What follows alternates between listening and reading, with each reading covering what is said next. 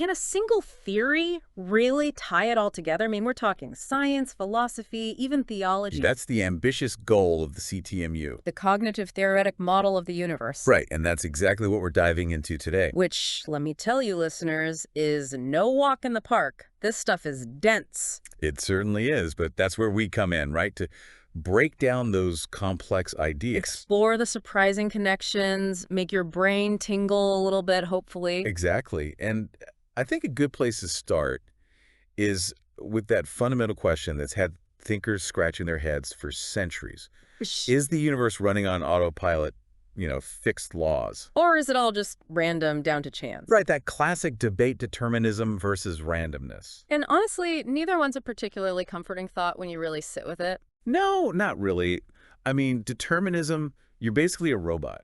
No free will. And randomness, what's the point of anything? And that is precisely where Langan throws a real curveball, self-determinism. Okay, I am intrigued. Self-determinism. So the universe is shaping its own destiny. Exactly. The universe isn't just along for the ride, bound by pre-existing laws or at the mercy of chance. It's actively making choices, you could say, writing its own story. Okay, now that is a concept that gets the gears turning. But it doesn't stop there, does it? Langan takes this idea of a self-determining universe and says, hold my drink, because reality itself is a language. That's where the CTMU takes a sharp turn away from how we normally think about reality. So instead of a giant computer, it's more like, what, the universe is a novel? Kind of.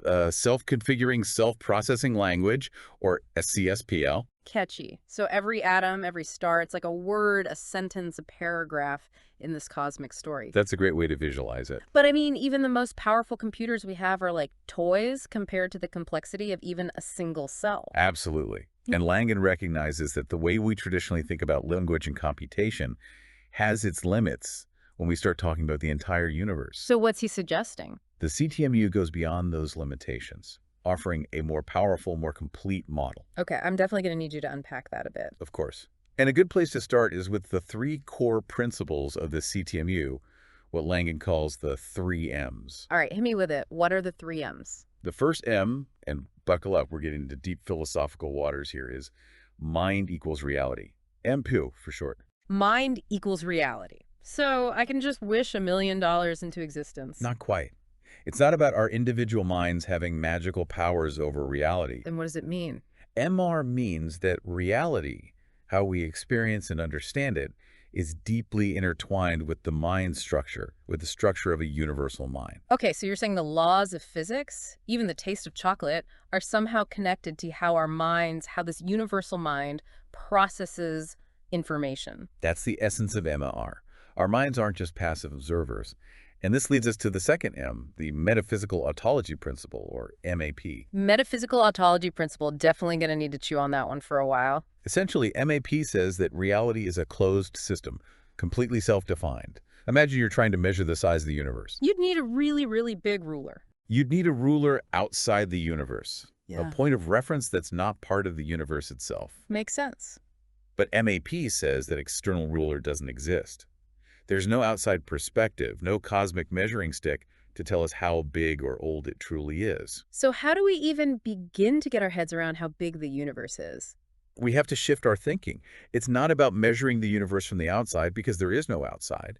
It defines itself entirely from the inside. Okay, that is a serious mind bender. So that's 2 M's down, mind equals reality, and the metaphysical ontology principle. What's the third? The third M is the multiplex unity principle, or MU. And this is where things get really interesting. Lay it on me. What's the MU all about? It's about the relationship between the universe and everything in it. The idea that they're mutually contained. Mutually contained. How can the universe contain everything inside it and be contained by everything inside it at the same time? That sounds like a paradox. It's definitely a head-scratcher. Think of it like this. Imagine the universe is a giant web of information. Okay, I'm picturing a cosmic spider web covered in morning dew. Go in. And every single point on that web, every atom, every galaxy reflects the entire web. It's like a holographic image where every piece contains the information of the whole. So every tiny part of the universe is like a mini reflection of the entire thing. Exactly. And Yeah. because everything is interconnected in this way, there's this constant flow of information between the whole and its parts. It's like the universe is having a conversation with itself, constantly refining its own structure, its own evolution. Wow, we've only just scratched the surface of the CTMU and my mind is already blown. This is definitely next level thinking. But Langan doesn't stop with the three M's, does he? There's a whole universe of mind-bending concepts swirling around in here, like syndiphonesis. What even is that? That's a great question and a perfect segue, because syndiphonesis takes this idea of interconnectedness and kicks it up a notch. Langan even uses a diagram to illustrate it.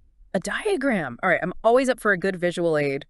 What does this diagram show us about syndiphonesis? Basically, it illustrates how all the incredible diversity we see in the universe, I'm talking stars, planets, you, me, even that coffee cup on your desk, they all stem from a single unified underlying reality. So beneath the surface, it's all connected. Exactly.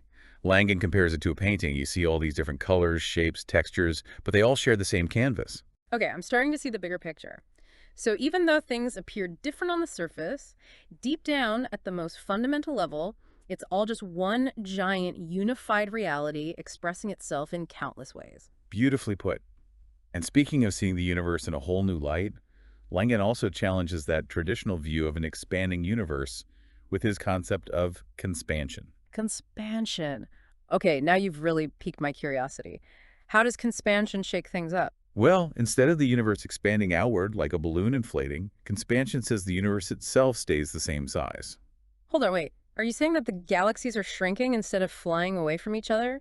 It's not that galaxies are shrinking in a traditional sense. It's more like the entire fabric of space-time is contracting, which makes objects appear to be getting closer together.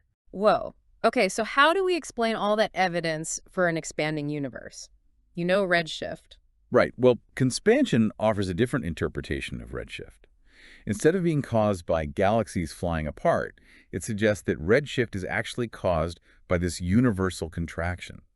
Imagine the universe like a giant cosmic accordion compressing everything within it. So instead of stretching, it's more like everything is squishing together. Okay, that is a pretty radical departure from how we usually think about things. But how does this conspansion idea fit with our current understanding of physics? It definitely challenges some of our core assumptions, but that's what makes it so intriguing. And here's the thing. Conspansion could potentially solve some long-standing mysteries that have baffled physicists for decades. Like, give me an example. We'll take the arrow of time, for instance. Why does time seem to flow in only one direction? Conspansion suggests that instead of time flowing in a linear fashion, it's more like a function of the relationship between all these nested events that make up the universe. So what you're saying is time isn't really moving forward. It's more like we're moving through a fixed structure of events. Exactly. Like, imagine you're flipping through the frames of a film strip. Each frame already exists, and we're just experiencing them in a particular sequence. Okay, so how does that explain things like quantum non-locality? You know, that spooky action at a distance, where particles seem to communicate instantaneously across vast distances. Right. Well, if we start to see the universe as this interconnected web of information where every point is ultimately in contact, then maybe instantaneous communication between particles isn't so spooky after all. So even though things appear to be separated by vast distances, in reality, they're always touching. That's wild. That's the beauty of conspansion. It makes us question some of our most fundamental assumptions about space and time. But hold on tight, because we're about to dive into another mind-bending concept: telic recursion. Telic recursion. Okay, I'm already lost. Break it down for me. What in the universe is telic recursion? It sounds complicated, but at its heart, it's about how the universe combines deterministic processes, those governed by the laws of physics, with what we might call purposeful influences. So you're saying it's not all just cause and effect playing out. There's a direction, an intention driving things forward. That's the gist of it. The universe isn't just blindly stumbling through random events, it's actively moving toward a goal. And telic recursion is how it happens. Okay, hold up. The universe is moving towards something. It has its own goals. Now that is a radical thought. But if that's true, what is it aiming for? What's the goal? Langan calls this the telic principle. It's like this built-in drive within the universe itself towards self-actualization. It's constantly striving to maximize its own potential, to reach a higher state of being. Okay, my mind is officially blown. But how does this telic principle actually play out? What's the mechanism? That's where telic recursion comes in.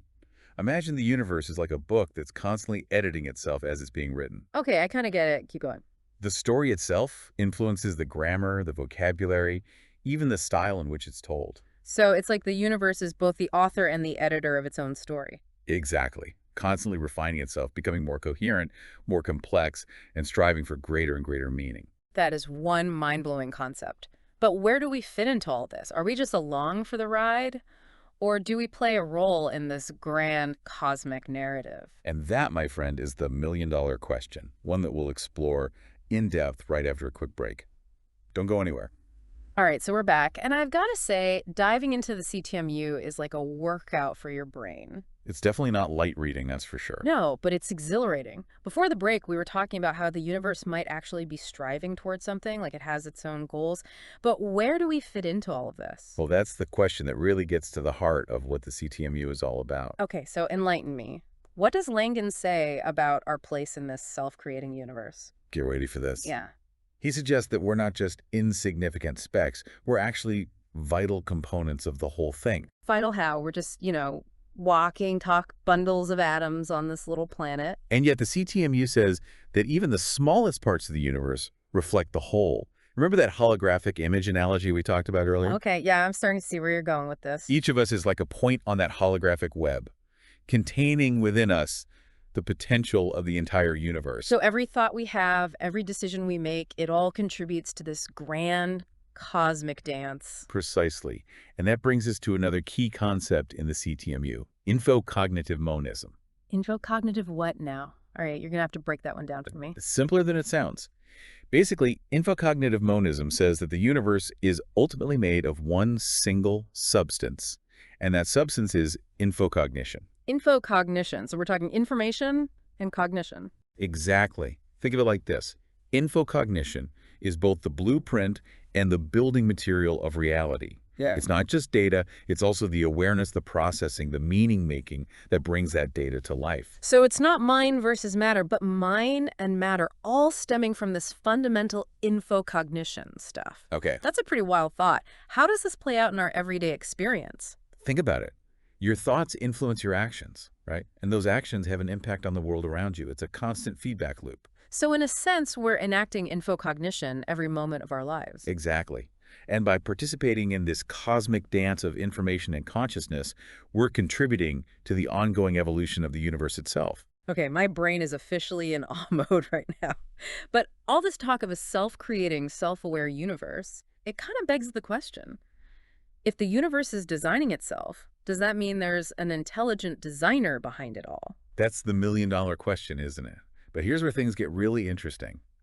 The CTMU doesn't rely on the idea of some external creator, some all-powerful being dictating everything from on high. So where does the intelligence come in? Langan argues that intelligence isn't something imposed from the outside, but rather it's woven into the very fabric of reality itself. So the universe is intelligent by its very nature. That's a bold statement. That's the CTMU for you, bold and mind-bending.